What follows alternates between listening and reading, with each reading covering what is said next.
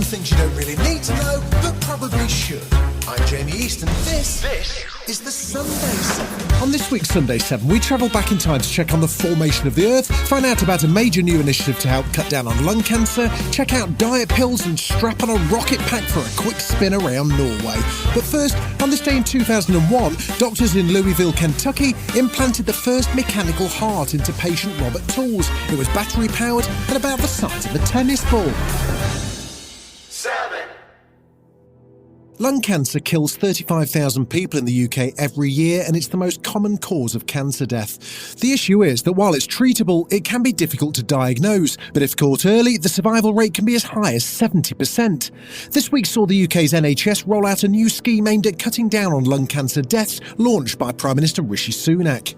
The pilot schemes that we've been running, people will have seen lung trucks in supermarket car parks like the one we're in today make an enormous difference, and that's why we will roll it out nationally, targeting those adults at risk, and in doing so save thousands of people's lives. It's a good example of doing the right thing for the long-term benefit of the NHS and for patients everywhere. The scheme will see anyone who's ever smoked offered a free lung cancer screening, starting with those aged between 55 and 74. The scheme will cost £270 million a year, but it's expected up to 9,000 people could have cancer detected early. Helen Whatley is Minister of State for Health and Social Care. The majority of people are diagnosed late with lung cancer, and if you're diagnosed late, treatment is less likely to be effective. In fact, unfortunately, if you're diagnosed late with lung cancer, your prospects of surviving 5 years are only around 4%. If you're diagnosed early, it's more like 60% prospect of surviving lung cancer. And we know that with this kind of targeted screening programme, we can then diagnose the majority of lung cancers early, and that makes a big difference. Professor Ray Donnelly of the Roy Castle Foundation's been campaigning for more widespread screening since the charity was formed in 1990. They raised funds to start the pilot programmes that have now been adopted on a national scale, and he's delighted to see the scheme roll out. So now we have the national screening programme announced, and this will make a huge difference to survival rates for lung cancer, which historically have been very, very poor. This is such a major advance, and we will find many more patients in stages 1 and 2 will can generally be cured, and that is a real cause to be celebrated. 6.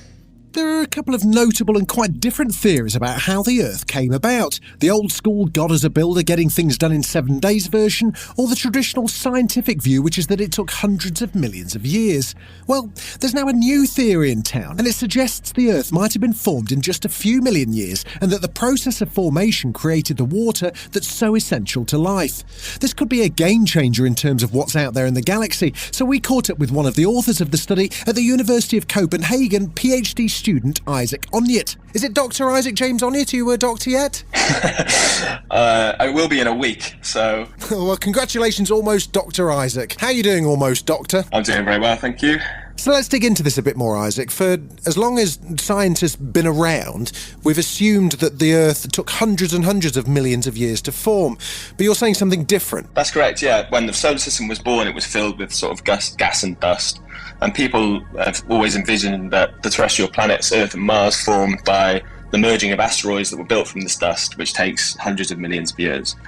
But now we have these extremely powerful telescopes. We can see that there's gaps being carved out of dust in other stellar systems on really short timescales.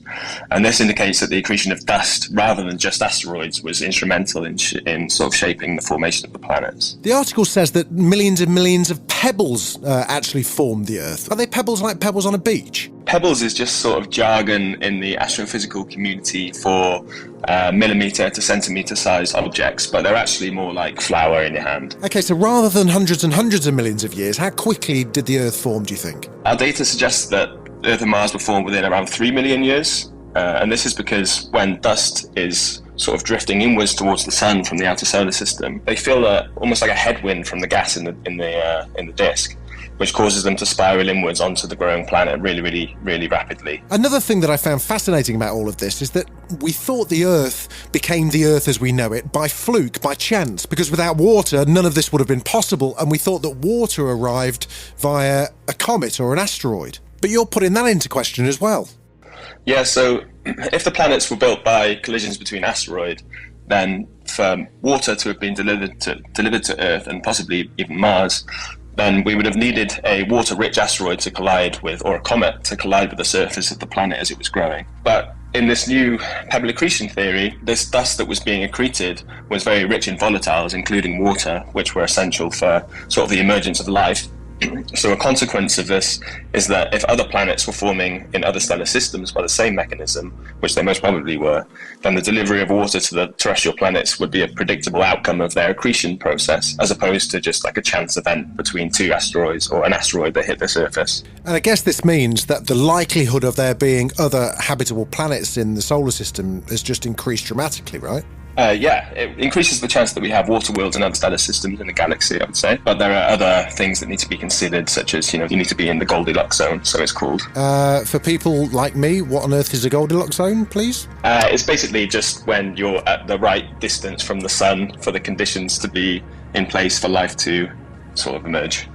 Yes, exactly what I thought you were going to say, Isaac. So what you're saying is, I think, is that Elon shouldn't get his hopes up just yet, right? Exactly, yeah, that's exactly it. Still to come at the Sunday 7, Will Guyatt explains why Marvel's causing drama with AI, and could a daily diet pill be on the way?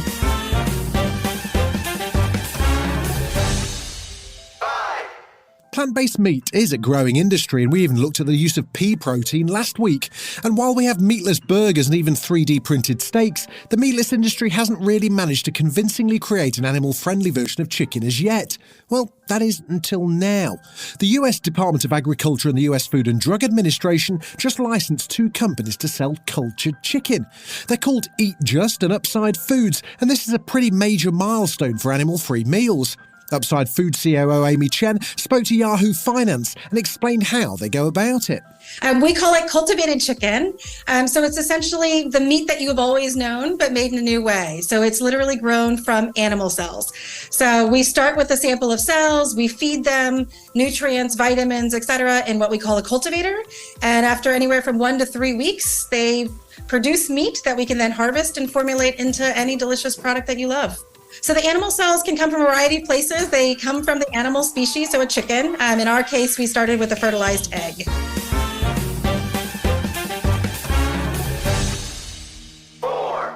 Type 2 diabetes is a major threat to the health of the world's population, with over 2 million deaths from diabetes and kidney failure in 2019. Type 2 diabetes is closely associated with obesity, and losing weight can have positive effects, but that's not as easy as it sounds. Now, with the development of weight loss drugs such as Ozempic and Wegovy, there's real hope that obesity and diabetes can be tackled quickly. Most of the drugs developed so far are delivered as weekly injections, but now manufacturers are working on developing a daily pill version which would be easier to take and would cost a lot less.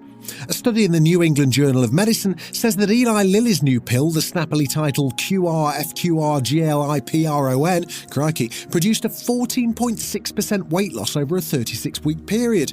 Dr. Celine Gounder of CBS News explains how those diet pills might work. All of these medications work by teaching sort of that hormonal axis between the brain and the gut, the way that your brain tells your digestive system, look, you've had enough.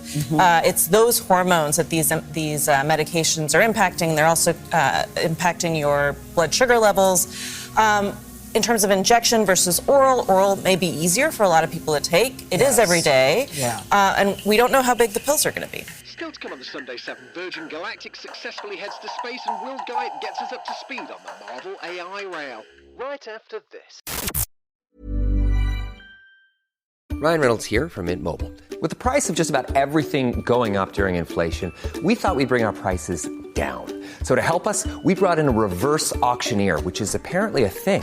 Mint Mobile Unlimited Premium Wireless. How to get 30, 30, bit to get 30, bit to get 20, 20, 20, bit to get 20, 20, bit to get 15, 15, 15, 15, just $15 a month? Sold! Give it a try at mintmobile.com/switch. New activation and upfront payment for 3-month plan required. Taxes and fees extra. Additional restrictions apply. See mintmobile.com for full terms. Welcome back.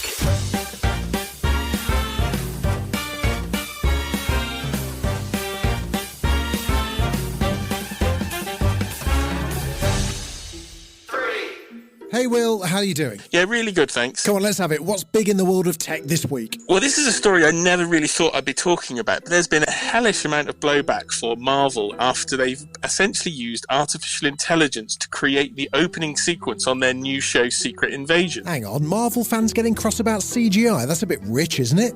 Yeah, well, you'd think so, wouldn't you? It's actually the artists that are more concerned. All of these people that have spent years creating CGI and the kind of growing CGI art industry have suddenly got panicky that essentially Marvel have given a generative AI network the chance to create basically the title sequence for its new show. And of course, as you would expect, all the artists came out and said, hang on a minute, what about our jobs? Marvel have since come out and said, oh, we used artificial intelligence, but it was being directed by human beings. But the very fact that opening sequence for that show, which probably would have taken months of an art team's time, was created within a computer system is a sign of the times. And if Marvel are trying this for a TV show, you might see this technology starting to be used everywhere. Now, we've heard about actors signing over image rights, Carrie Fisher being a good example in Rogue One. Are we now going to get to the stage where, animators are going to have to sign away stuff into the public domain? The really interesting thing here is there are no rules at the moment. Some of the critics of this Secret Invasion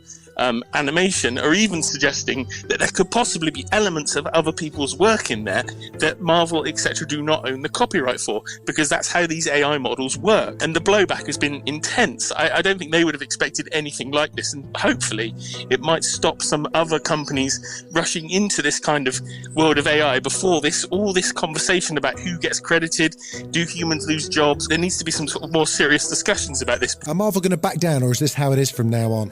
I think they wanted to gauge what opinion people had on this, and it's gone down like a turd in a bathtub. So what you're saying is Marvel have done a Thanos snap on CGI artists around the world? Exactly, it is the Thanos snap, and that's the fear. They're all worried they're going to disappear now, and they won't come back in 5 years' time. They'll all be in some Adobe quantum realm somewhere. Well, thank you very much, mate. See you next week. Yeah, cheers.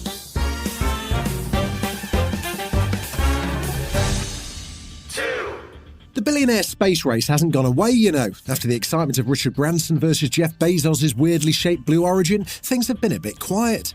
That all changed on Thursday as Virgin Galactic successfully launched their first commercial space flight. You won't need to pack much as you're only actually in space for 5 minutes officially, but the first official trip went well and it's expected to fly again in August and then begin monthly trips. This one didn't have any tourists on it. It launched from Spaceport America in New Mexico with 2 members of the Italian Air Force and a research engineer. Flight Commander Walter Villadei is training as an astronaut and completed scientific experiments whilst on the flight. I brought in my pockets multiple cells that were intended to study the effect of the microgravity in the development of these cells. I had a couple of syringes to have new materials mixing together in microgravity. And then we had a pellet rack. This is very interesting. So flying with the spaceship, we had the opportunity to install multiple experiments from combustion, so having new fuel and propellants burning together. And we had the opportunity to study droplets interacting with different surfaces. And so different and most important, interdisciplinary experiments from multiple scientific communities.